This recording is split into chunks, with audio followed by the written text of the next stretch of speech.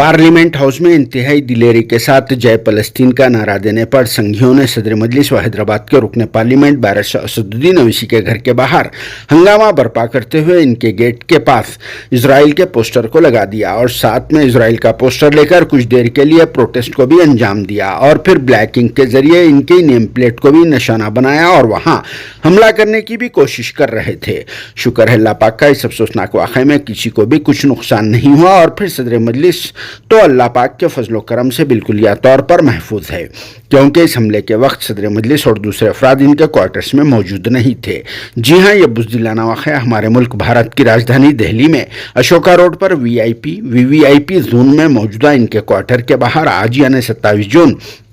जुमेरात की शाम को अंधेरे के वक्त पेश आया, जहां पर कुछ संगियों का टोला झुंड की शक्ल में इनके घर के बाहर आ गया और फिर भाईजान के घर की गेट को तोड़फोड़ करने की कोशिश करते हुए बाहर इनके सेकेंड हैंड पप्पा इजराइल का पोस्टर लगा दिया। साथ में काली इंक के जरिए भाईजान की नेम प्लेट को भी खराब कर दिया। इतना ही नहीं, कुछ देर तक भाईजान के घर के बाहर ठहरे रहे और फिर इनको गाली गलौज कोसमकाटी करते हुए इनको देश छोड़ देने की भी बात करते रहे, क्योंकि कुछ दिनों से भाईजान वहां उनकी आपा के पास घर को भी नहीं गए, इसीलिए भी सालों की जल गई और फिर आपा का गुस्सा इस तरह से निकालने के लिए यहाँ भाईजान के घर पहुंच गए थे, मगर उस वक्त भाईजान इस घर पर मौजूद नहीं थे। तो फिर उनके ये साले आग बगोला हो गए और फिर ये कांड कर दिया। इस वाकये के बाद भाईजान ने ट्वीट के जरिए इस पर अपनी शदीद नाराजगी का इजहार किया और फिर central home minister Amit Shah को तनकीद का भी निशाना बनाया और कहा कि हमारे सेकुलर मुल्क भारत में एक MP सेफ नहीं है तो फिर आम आदमियों का क्या हाल होगा। वैसे भी सदर मजलिस बैरिस्टर असदुद्दीन ओवैसी की तरफ से पार्लियामेंट हाउस में 5वीं बार MP की